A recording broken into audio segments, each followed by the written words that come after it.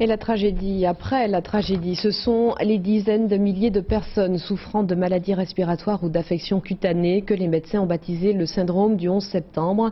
Il frappe à New York les sauveteurs et les résidents du quartier du World Trade Center, ceux qui, dans les minutes qui ont suivi l'effondrement des tours et pendant plusieurs semaines, ont inhalé des poussières toxiques. Bertrand Boyer.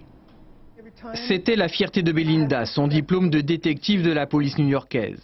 Mais depuis le 11 septembre, chaque pas est une épreuve, depuis ces heures passées dans les poussières dégagées par la chute des tours du World Trade Center. Contrainte de s'aliter fréquemment, elle souffre d'une fibrose pulmonaire.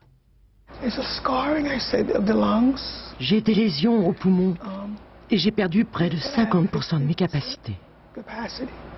Belinda fait partie de ces milliers de policiers, de pompiers et d'anonymes que l'on surnomme les héros de la poussière.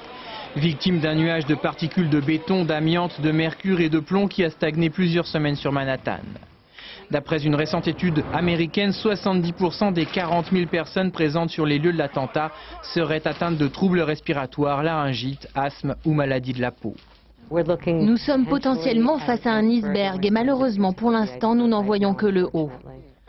Inhalateurs et casques à la main, régulièrement ces nouvelles victimes manifestent en plein cœur de New York. Car jusqu'au début de l'année 2006, ces symptômes n'avaient guère alarmé les pouvoirs publics. Il aura fallu le décès d'un policier de 34 ans pour accélérer les choses. Les malades, eux, se souviennent des propos rassurants tenus à l'époque par les autorités. Nous n'avons aucune raison de croire que l'air est toxique. Une affirmation que Daniel ne veut plus entendre. Cet ouvrier gravement atteint a inhalé les poussières toxiques des jours durant et exige désormais la vérité. Ils nous ont mis sur une fausse piste. Et comme ils n'étaient pas avec nous sur place en première ligne, ils devraient assumer la responsabilité de leurs actes. Près